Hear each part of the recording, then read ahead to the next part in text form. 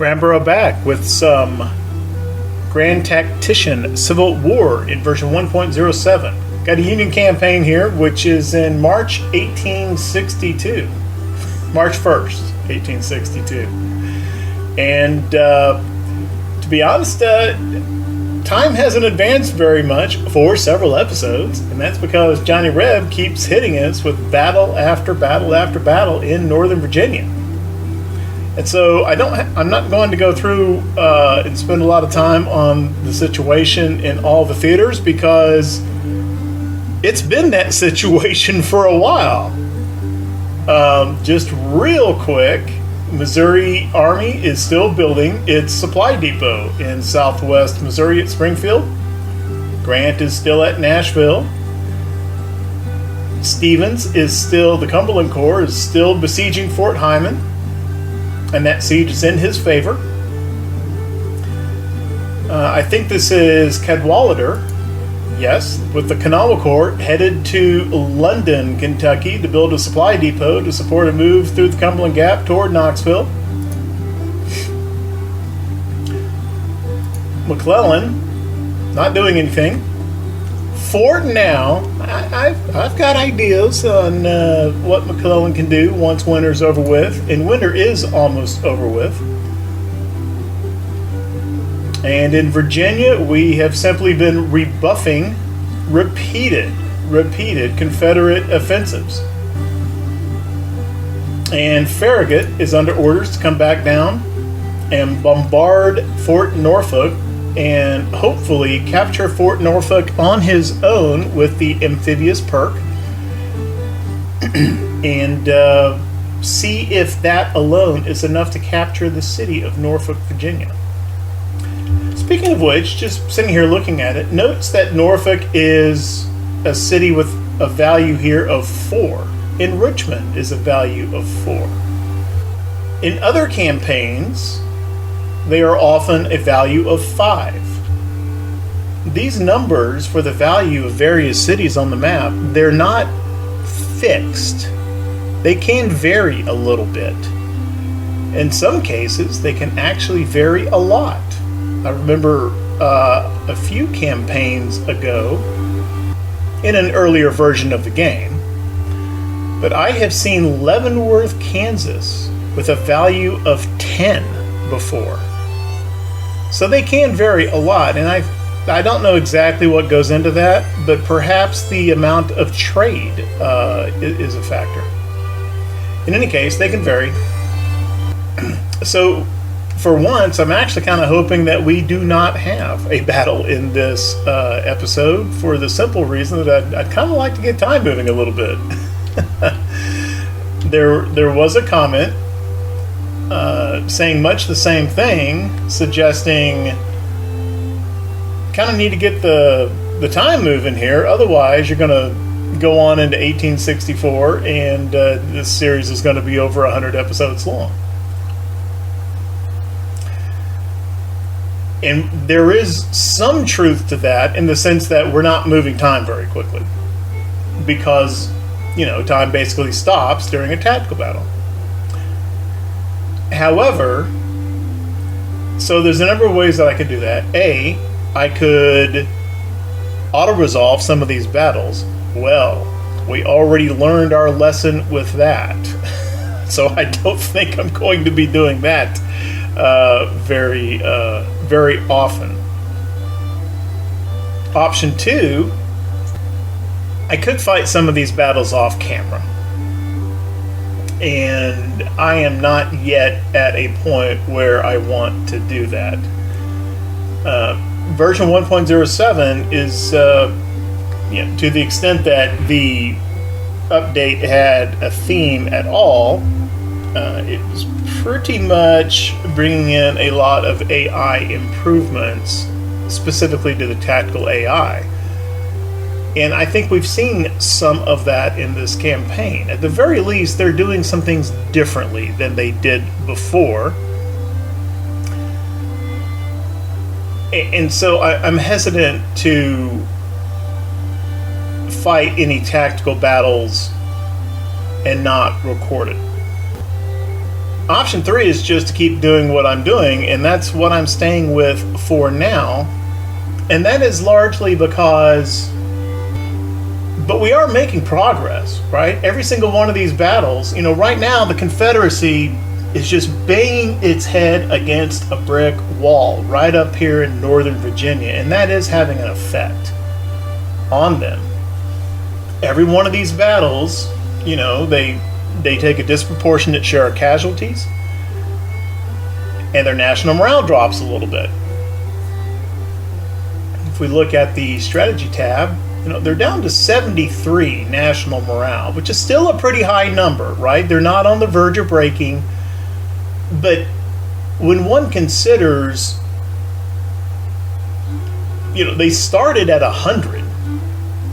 Right, so they've dropped 25 national morale since the beginning of hostilities. And we have not taken many cities. We've taken Winchester, Virginia. We've taken Charleston, Virginia, which then became Charleston, West Virginia. And we took Nashville. That's it. Those are the only 3 cities which the Confederacy held at the beginning that they now do not. So they haven't lost many cities. So most of this morale drop they've had came from, rather than, if we look right here, they have lost a total of, says here, total cumulative, almost 22 points in national morale. And the vast majority of that has come from their battle losses, right there at the top, minus 16.25. So their strategy of being very aggressive and just running themselves headlong into our armies at Winchester and Manassas, that is not working out in their favor, and they can't keep doing that forever. So ultimately, things are going our way, I think, rather slowly, but going our way. That said, I'd like for them to take a break because these armies need to recover readiness up here in Winchester. Like right now, the Army of Pennsylvania, I literally can't tell him I can't give him any orders inside Virginia. The only movement order I could give him is to pull back into either Maryland or into West Virginia, into Union territory. I can't order him to go anywhere else in Virginia right now. So hopefully they leave us alone just for a little bit. I'd like to get into April during this episode if Johnny Reb lets us. So without further ado, let's hit the time button and see what happens.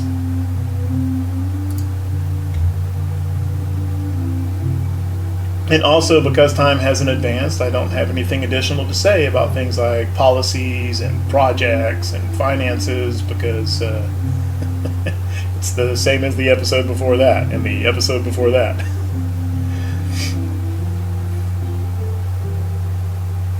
Okay, so we've got a bunch of retreating Confederate armies here. That's good. Oh, and there's the battle squadron. Finally headed down to Fort Norfolk. Go Farragut. I'm hoping the Virginia blockade doesn't join that bombardment. I've got them in defensive mode. Hopefully they will not because of that. But I don't know.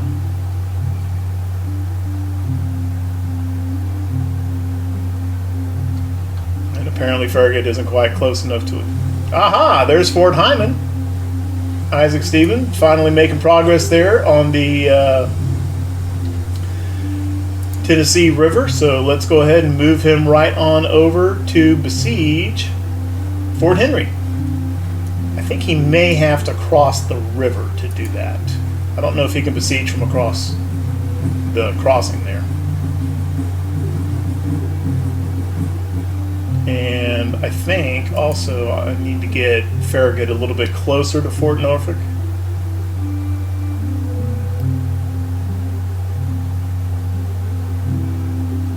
Yeah. Just a little bit closer. That ought to do it. There we go.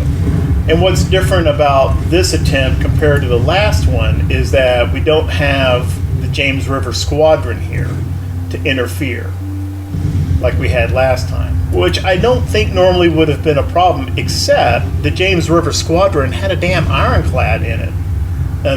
Not completely, but an almost finished CSS Virginia, which caused us some problems last time around. Farragut doesn't have that issue this time. Santee has already taken quite a bit of damage there, but this fort condition is starting to come down.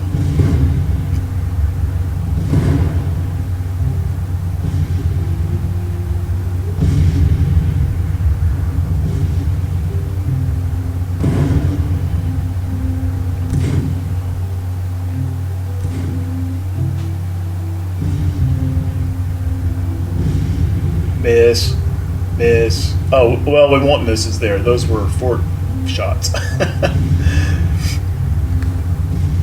We're already getting these, every round there's a little chance there of the amphibious assault occurring. It's a small chance, but before they fiddled with that perk, you would just see 0.0% chance every time they tried it. It never worked.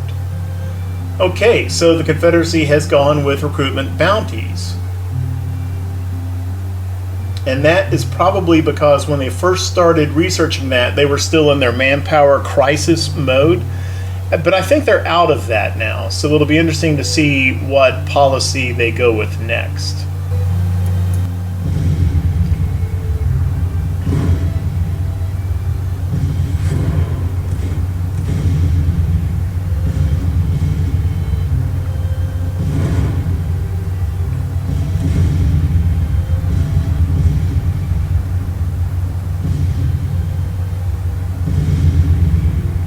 Losing men too.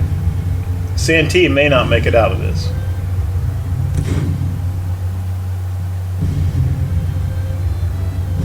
Fort condition down below 70%. Frigates are doing their work.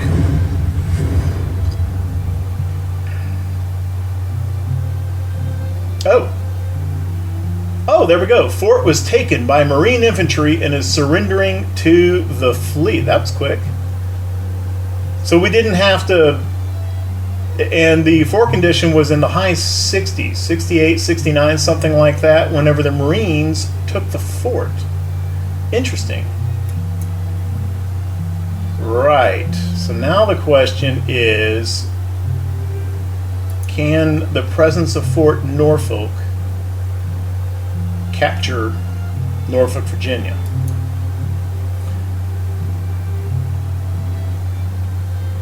It may not. However, what we can also do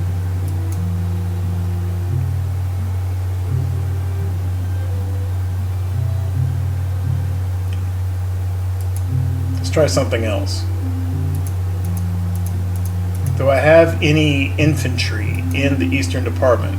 I've got one brigade. Ennis Palmer's brigade is ready to go.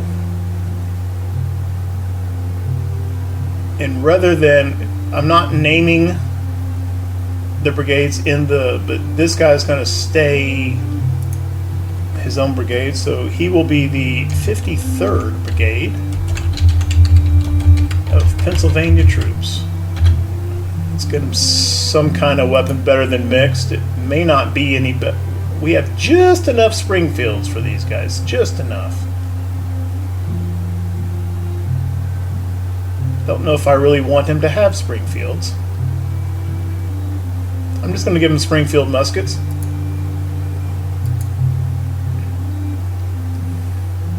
And let's transfer that brigade to Fort Norfolk.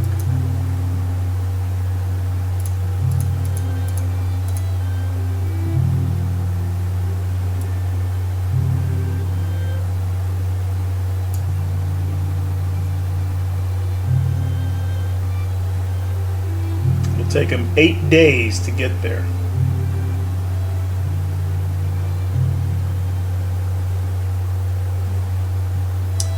actually, I don't have any other brigades available right now. I'm going to have Cook in one day.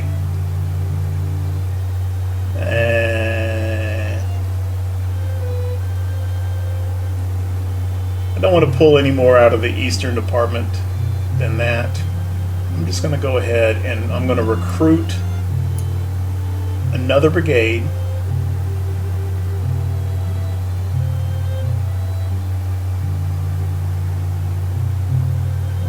Yeah.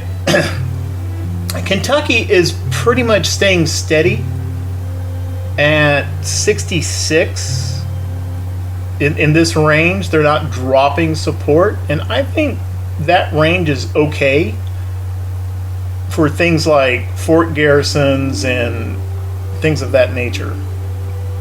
So I'm going to recruit a Kentucky brigade here. If it lets me. There we go.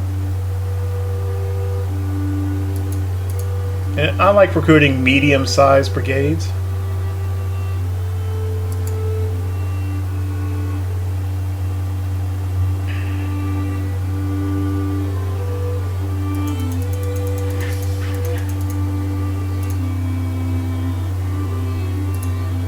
Alvin Hovey in command. Go give them Springfield muskets as well. They're basically an occupation force. I'm kind of hoping they don't get into trouble with some combat.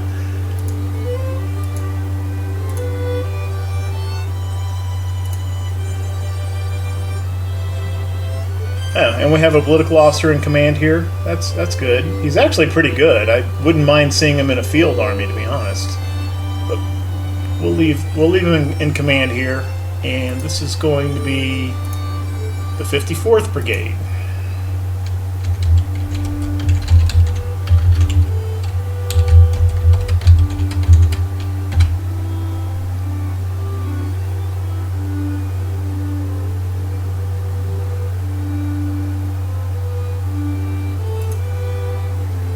So my idea there is, if we don't start seeing this capture bar moving here just from the fort itself, what I can do is I can split out these brigades into their own little bitty corps,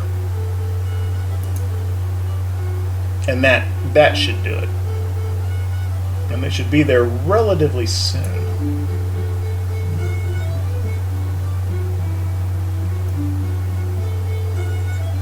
The 53rd will be there in 8 days, and the Kentucky Brigade will be there in a little over 3 weeks.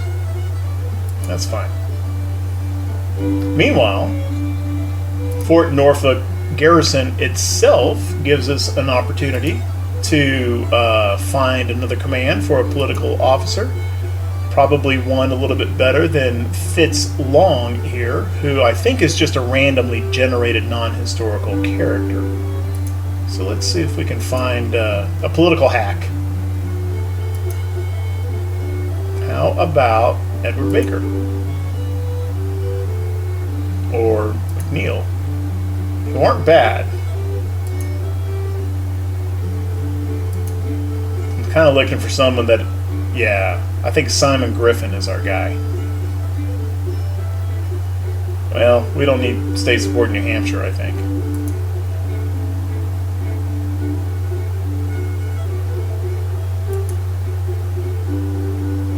Massachusetts, Indy. I like the idea of Indiana. Yeah, Russell's our guy. There you go. And why is that? If we look at our state support map, and this is pretty typical for Union. It's kind of the trend of the way things go. If we look at the state support map, for the Union, state support tends to be higher in New York and New England than it is in the Midwest, or what would today be called the Midwest. At the time, that term was not yet in general use, because the West was still all territories and stuff. So this area would have been called the Old Northwest, or even just simply the Northwest. But we see here Okay, Grant has got a fight. Mansfield Lavelle has come along and decided, nope, you're not going to have your month-long campaign map only episode. And we've got the Army of Georgia and Polk's Command is back as well. About 19,000 men. No, a little more than that. About 20,000 against Grant's about 30,000. Okay. But just to finish out that, the state support tends to be a little bit lower in states like Wisconsin, Illinois, Indiana. And not terrible, but it just tends to be lower out here than it is in New England. So in cases where I'm looking for a political officer to have command somewhere, I like the idea of prioritizing officers from these states. Or from Kentucky would be good, and Missouri also. All right, let's hop into this battle.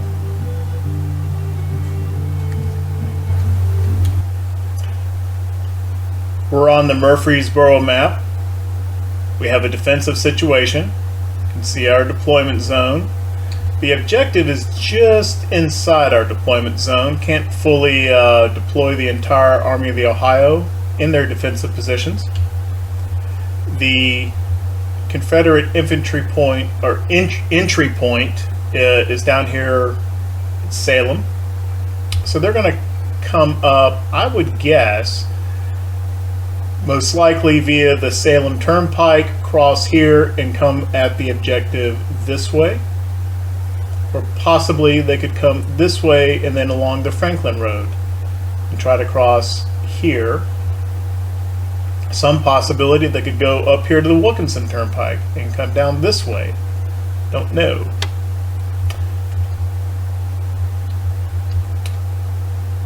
So I've set up fortifications as I'm able to within the current deployment zone. I've got some nice reinforced parapets with abatis.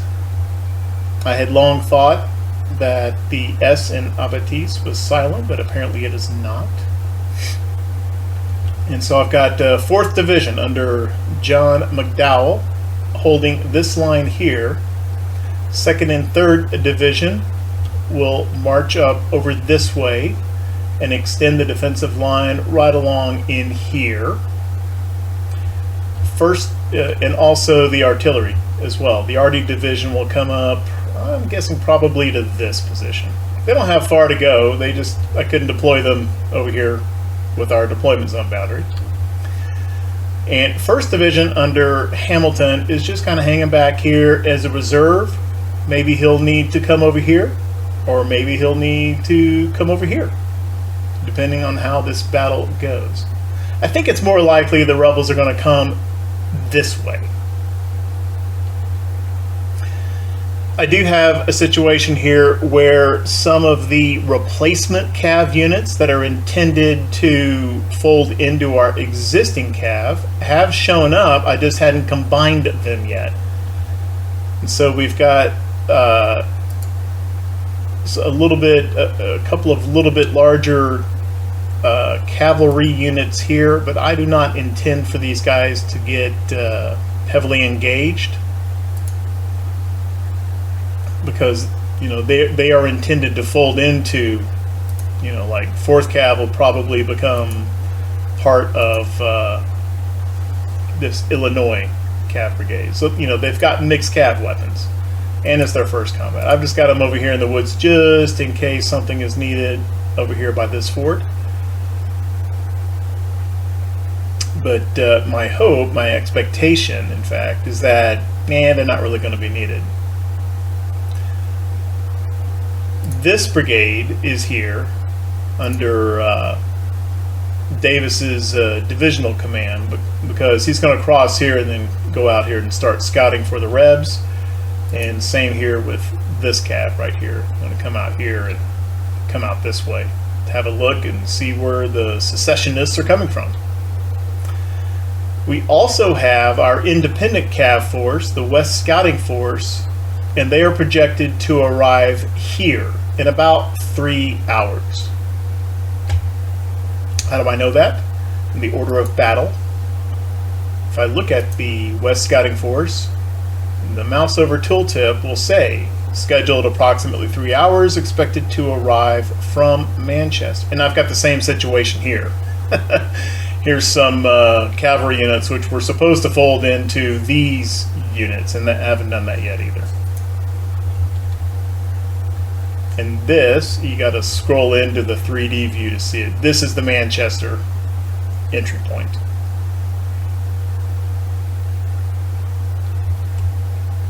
Okay, so both I and the rebels have a little bit of marching to do. I'll be back.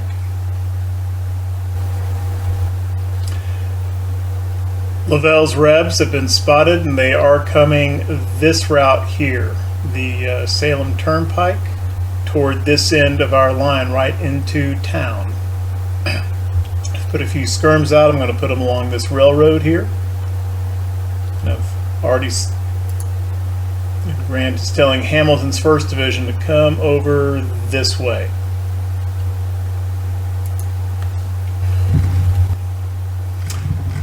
Alright, the rebels are continuing to come up.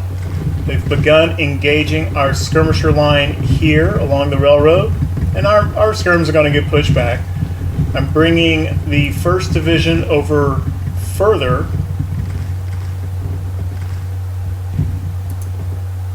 If I can get the correct, there we go. 1st Division I'm bringing over here, and I think I'm also going to bring the artillery division back over here to face this way as well. I think they're going to have better shot opportunities over here. Fremont's scouting force, our independent cav force, has come on the field, and I've got them over here. There's 4 brigades here, however, same sort of situation. They've got a nice force here, however, don't have the command arrangements and the weapons situations quite all suitcased. I'm not looking to get these guys heavily engaged. They may have some opportunity to do things during the retreat phase. Maybe. Right. So, little skirmisher action continues to occur down in this area. We've got some skirms that are beating up pretty good on an artillery battalion here. However, and I had almost moved this cav, and I'm glad I didn't, because this is all Polk's command here. Davis's cav that had been sitting up here, and I left him there, glad I did, have sighted the Army of Georgia coming down the Franklin Road. Okay, I'm going to go ahead and move them back a little bit. I need to keep an eye on where these guys are going. Let's pull them back to about here. And it looks, yeah, they're not taking Gresham Lane to come further up around our right. I would imagine that they're going to come across Stones River right here to join the federal force. So I'm going to pull Moore back right about into here, and he should be able to keep an eye on those troops without getting himself engaged from at that location. We'll see. So I would expect that the rebels probably aren't going to do much until the Army of Georgia arrives. Meanwhile, I've got the 1st Division coming further up, and they're going to form right in here. It is almost 4 o'clock in the afternoon, and it's March, so sunset will be at 1800, 6 p.m. I don't think there's going to be any major fighting today. I don't think. Right. It's the morning of day 2, March 7th. 7 o'clock in the morning. And Army of Georgia, they chased Moore down, and I was paying attention to something over here, and they routed Moore's little cav unit. He's gone, and Moore's wounded. And matter of fact, I'm not even sure where he is anymore. But in any case, I'm not entirely sure what the Army of Georgia is doing here. if they're going to continue coming around this way now, or if they're going to resume marching this way. Not sure. So what I've done is I've extended had a few more points over here. So I extended this right flank line, refusing it a little bit, and I've moved Wallace's brigade over, and they're now the far right of, at least in terms of infantry, of the line. And I moved Sumner's reserve brigade into this position where Wallace was. And then we've also got some of our new cav with mixed cav weapons. I hope they're not needed, but they're here just in case. Other than that, things are pretty much as they were going before, and we'll see what Johnny Reb does today. Right, so the Army of Georgia is setting up over in this area, and Polk's command is setting up over here. Interesting, and I don't think that's going to work out terribly well for them because of this is where our defenses are strongest, even though we don't have quite as many troops on this end of the line. We've got much stronger fortifications. It does mean, I moved the artillery division over here, and that kind of turned into not the best spot for them because I thought they were going to be attacking in this direction, and now they're not. So what I'm going to do is I'm going to push I thought this was 1st Division, it's 3rd. I'm going to push Hamilton's and Prentice's division up to this railroad line, and then I'm going to put the artillery right here in this road where they can shoot at Polk's command from behind them, really.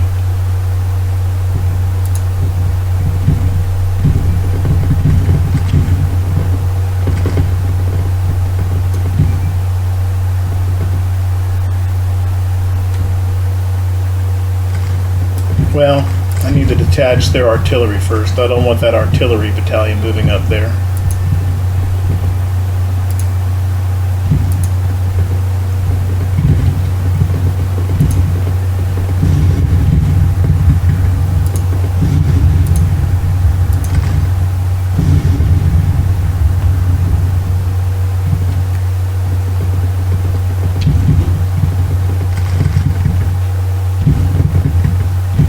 Meanwhile, they continue to engage our skirmishers wherever they're within range at. I think we've got a chance here for these skirms to break that artillery unit.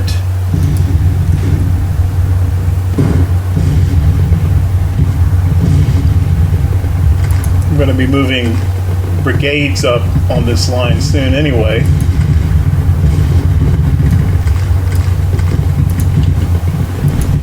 Okay, so the Confederates are making their attack over here on our right flank, and we're also getting some engagement over here on our left. These two divisions have moved up, and the artillery is moving into position right about in here. And we've already got some Confederates across the bridge right here in front of these parapets.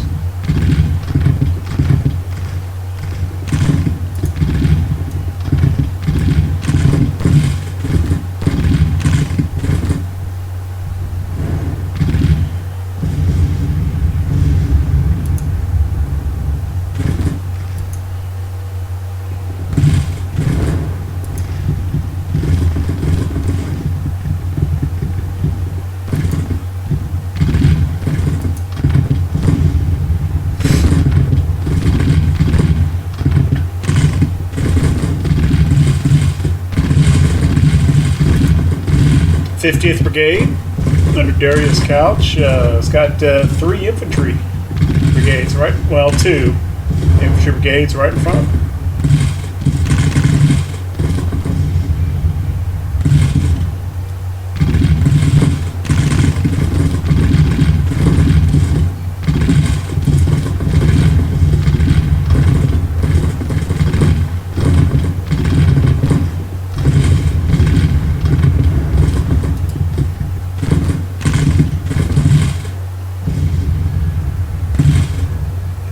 Confederates have gotten through the abattis.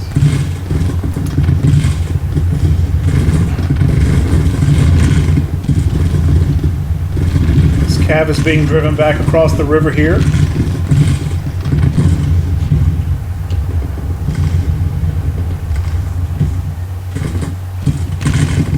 There's some skirmisher contact over here on the left flank. Let's get these guys more like, there we go.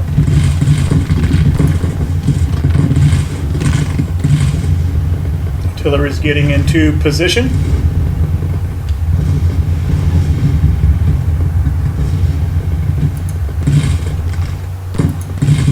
Let's move this brigade over here, just so they're not sitting right in front of the artillery.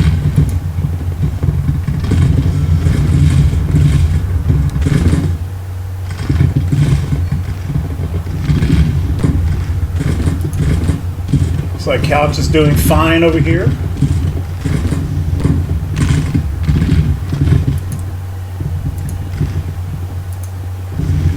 Send some skirmishers out just to snipe at that artillery over here. Well, no, they're going to engage Daniel's brigade since that's the closer enemy.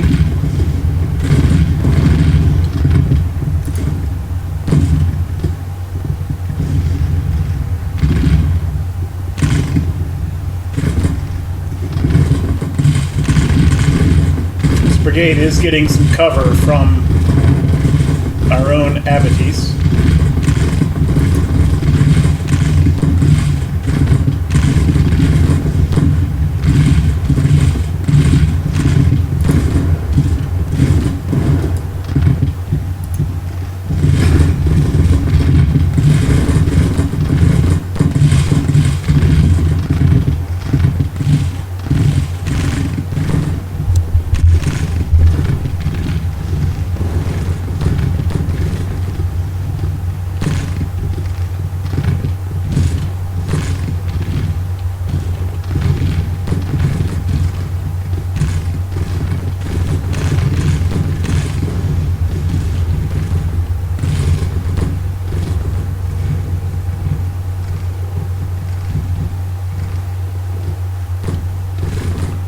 Let's get all these skirmishers up here engaged.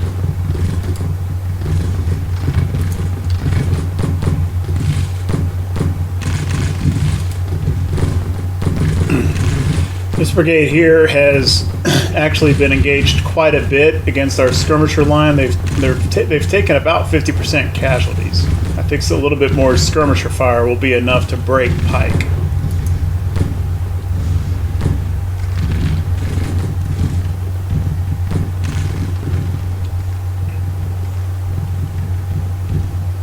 Okay, Daniel's brigade has broken.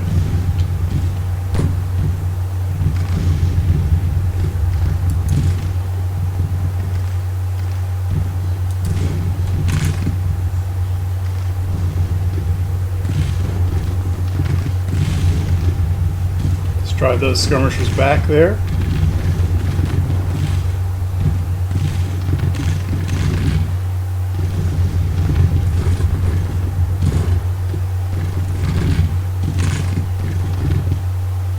I guess those must be scouts. It says a detachment of cavalry.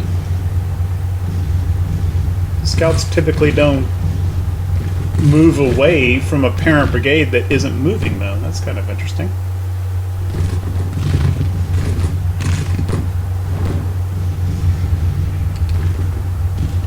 I wonder if that's a change. Let's see what happens if put scouts out here.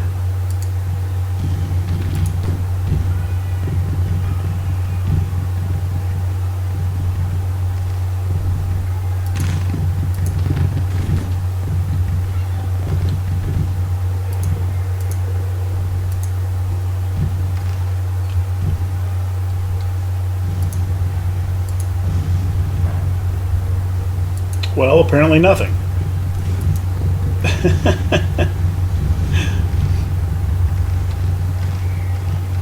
Okay, now that that brigade is gone, now let's see if Wallace's skirmishers will come plink at this artillery. Ooh, that doesn't look like a good deal. That doesn't look like a good deal. I'll tell you what, let's just call them back in.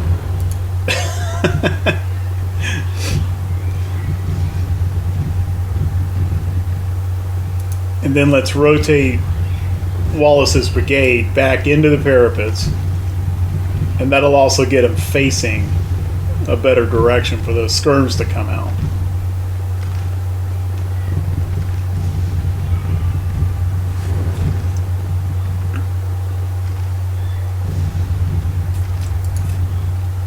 They are under fire. Let's go ahead and lay Wallace's brigade down as well. Artillery fire. Now let's have them put some skirms out.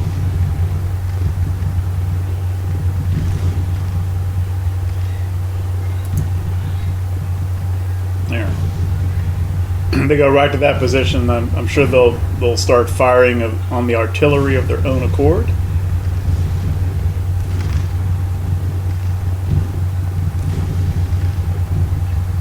One hopes.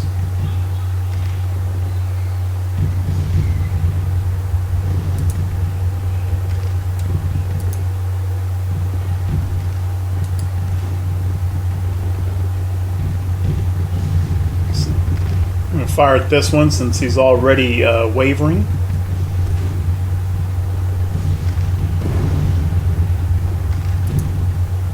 No? Oh, come on. How about this one?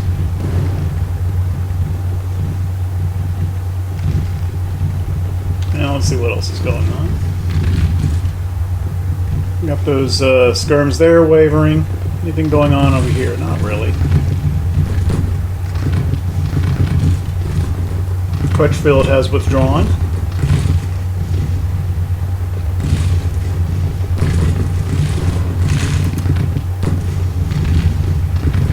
That's Mississippi armed skirmishers here. That's helpful.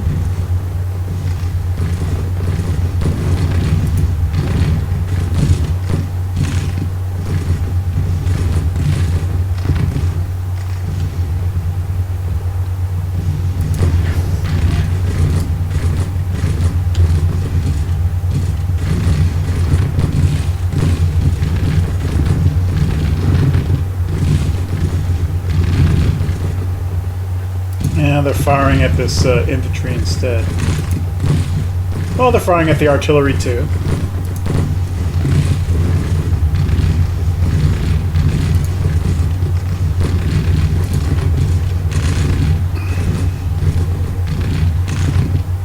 These already should have shots. I don't know why.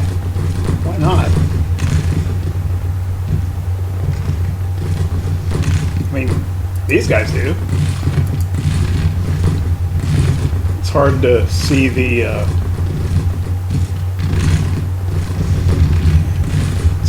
the firing arc. It doesn't look like they've got much. I guess they're being blocked by this infantry in front. Let's move them back a little bit.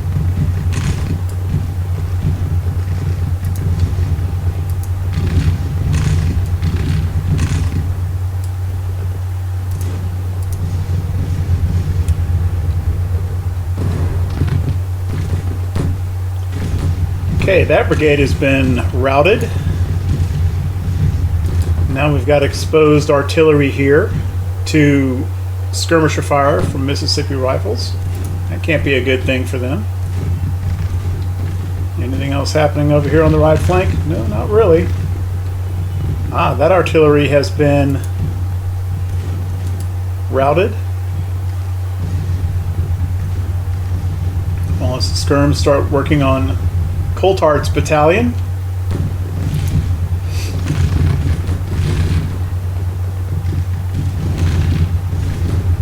$2,300 rebel casualties to our 700.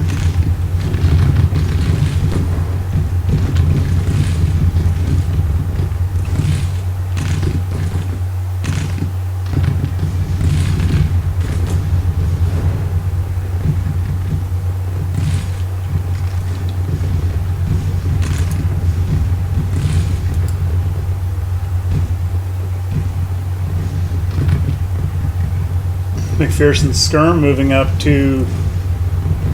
This is actually an infantry detachment, which is taking control of some guns.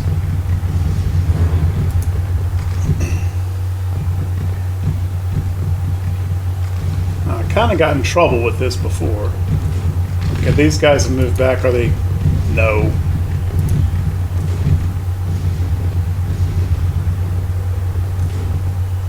Well, I'll tell you what. I'm going to move them back up to where they were on top of that little ridge, that little bit of high ground there. Because in a moment, I don't think those infantry are going to be in their way anymore. Let's take the 3rd Division under Hamilton. I'm just going to have him advance.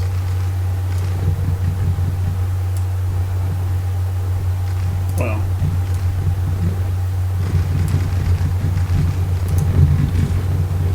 it's got to be within Grant's range.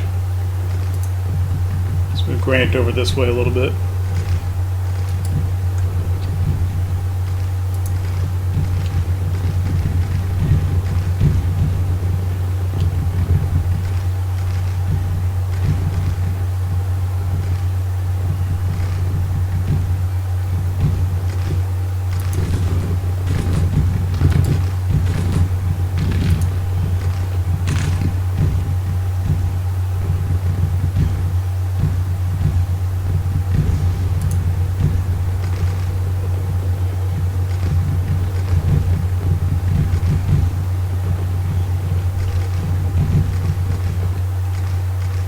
Okay, let's advance Hamilton to about here.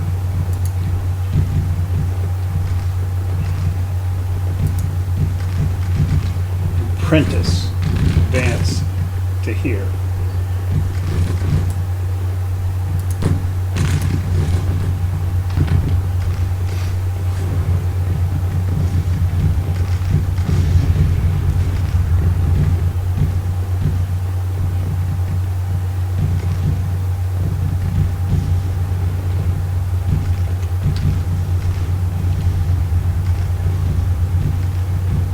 Doesn't look like Army of Georgia is interested in doing much at the moment.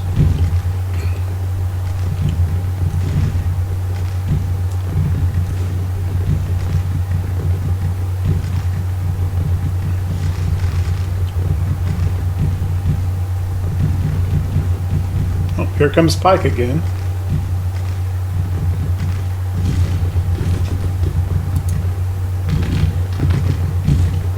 He's really not... He's still got 650 guys, but he's really not too much more than a skirm detachment himself. And he's got 6 brigades crossing the creek coming in his direction. I don't think it's going to work out too well for Pike in the near future.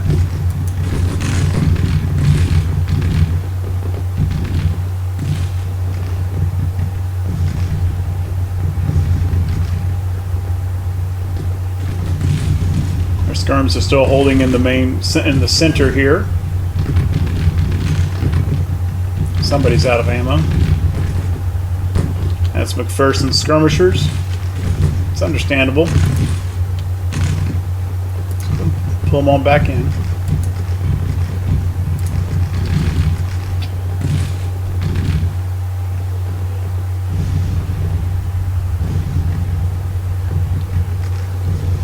Got all the artillery firing now that they don't have infantry blocking their immediate front.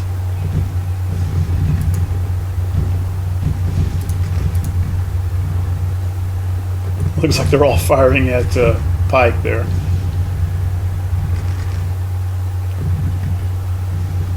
Nothing more developing over in this direction.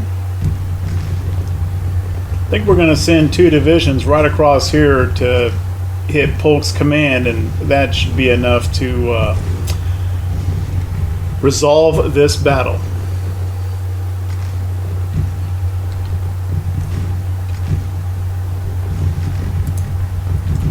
I'm going to push this Napoleon battalion up a little further, but right about to here.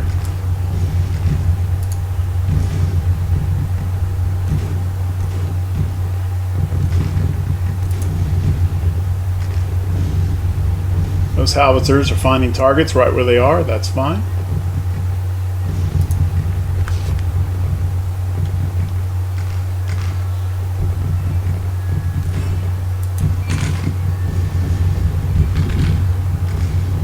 And just as they come up into position, these brigades are already engaging pike, I think.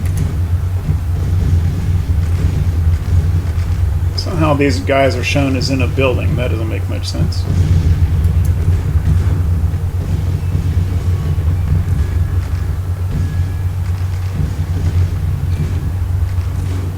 Where's Grant? Okay, he's in a good spot.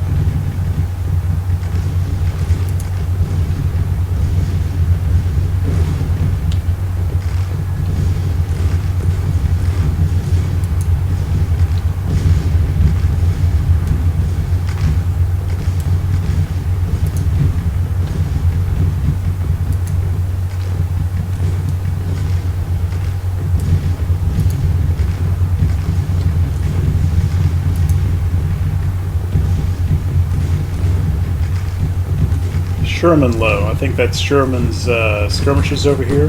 Oh.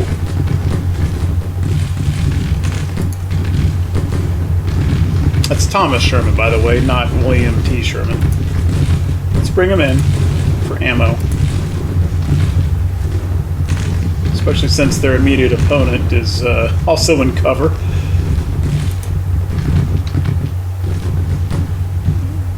And Quinby.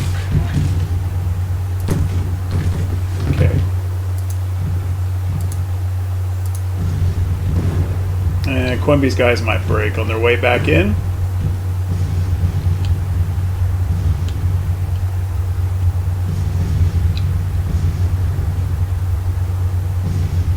Okay, Johnny Reb is reacting to our movement over here.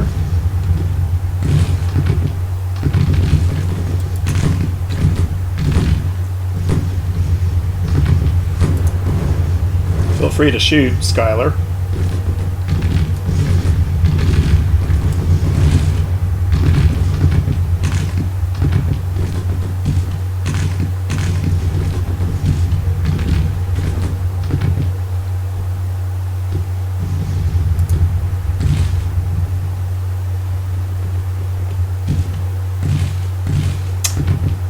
Looks like Prentice is missing a brigade.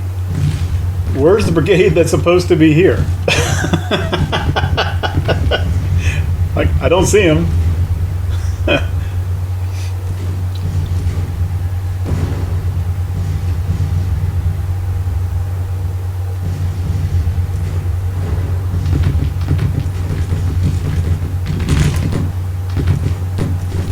McPherson standing in the open, but he's taken remarkably few casualties.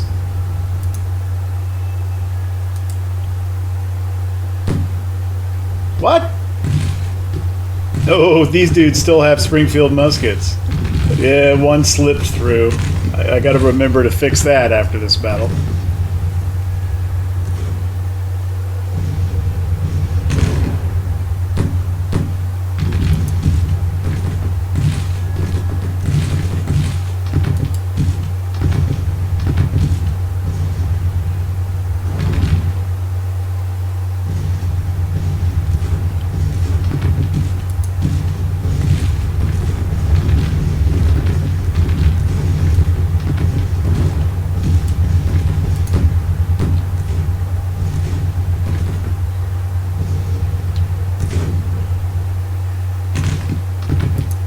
Let's keep 40th Brigade in reserve.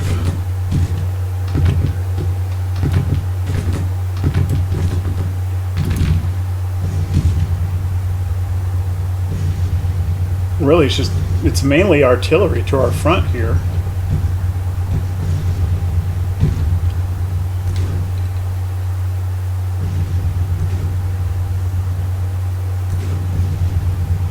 So, 2nd Division, I had originally had, in the original line, I had originally put a bunch of them in buildings over here.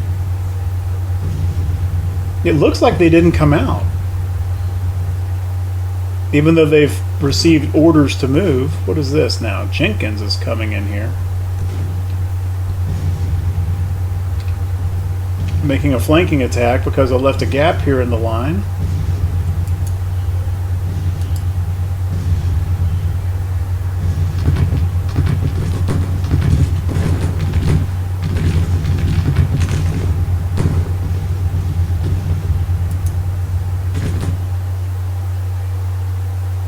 Okay, they're being forced back.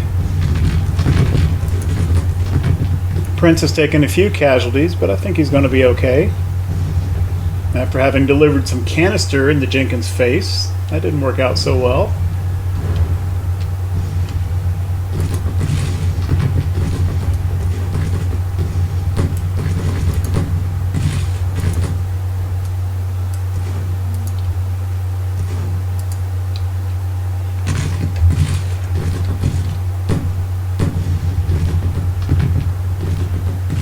Yeah, you see the fire in there.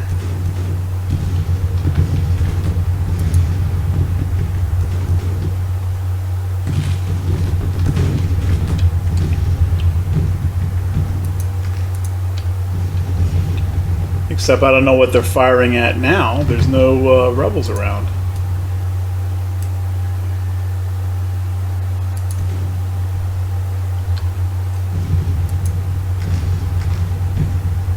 Yeah, they're still in the 35th Brigade, Ord's guys.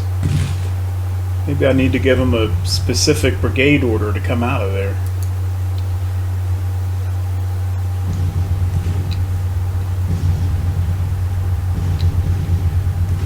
No, now they're here. I'm confused.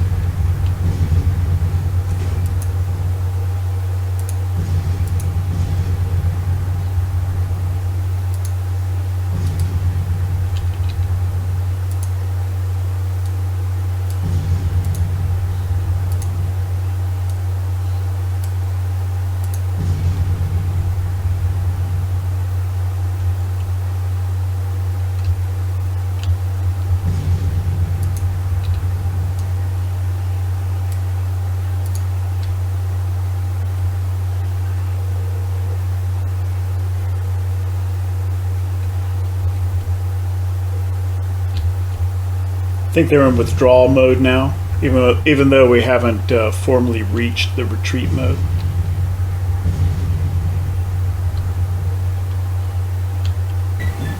.3,800 rebel casualties, about 900 Union. Did lose almost all of his guns, and we lost a couple of ours. I'm not entirely sure where. Probably from that howitzer battalion that came under direct fire kind of toward the end before they routed the Jenkins Brigade. There you have it. Minor federal victory. Okay. About 1,500 infantry arms and 38 artillery captured, and 500 more rebels going into the POW camp.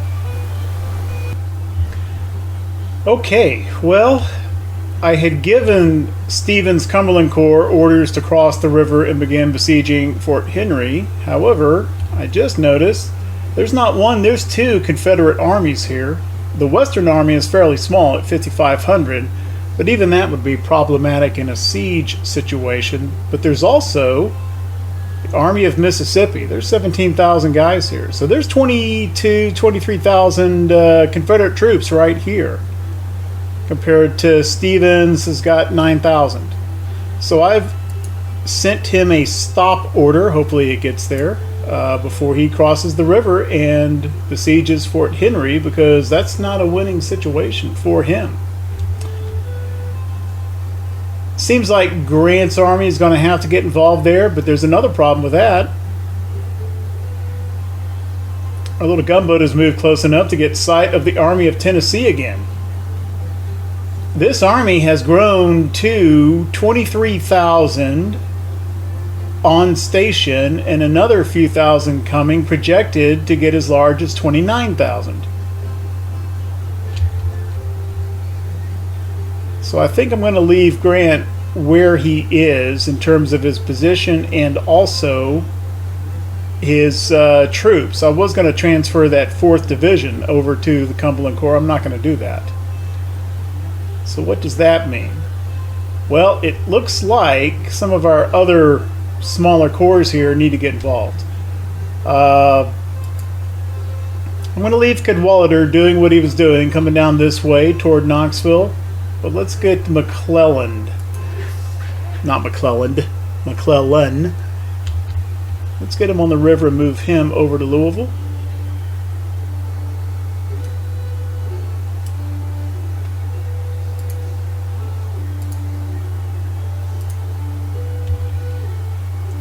And I don't have very much artillery,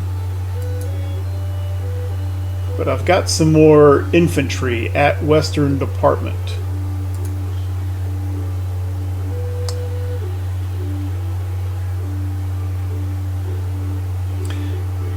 And rather than form another force, I think what I'm going to do is let's send 2 of these brigades to Stevens.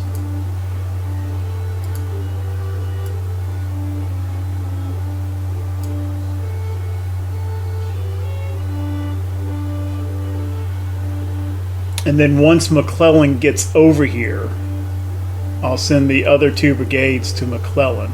They'll have 6 brigades apiece. We do have a big batch of Springfield rifle muskets coming in 13 days. 50,000 more. So we'll get that cleaned up fairly soon. Okay, and I think that will do for this episode. Johnny Reb did at least give us just enough of a breather to get Fort Norfolk captured. Let's see if that fort possession is having any effect on ownership of Norfolk, Virginia. It is not. And this battle squadron has gotten beat up a little bit, I think. Well, let's go ahead and send them to port to repair. So we're going to have to wait for these brigades to arrive, I think, at Fort Norfolk, and then once they do, we'll split them out into a little small corps, and that should capture Norfolk. All right. If you like what we're doing with the channel, if you like this content, then leave a like, leave a comment, maybe even subscribe. If you're new to the channel and the series and would like to catch other episodes of this series that you may not have seen, I'm linking the playlist. At any rate, thank you very much for watching. I appreciate it.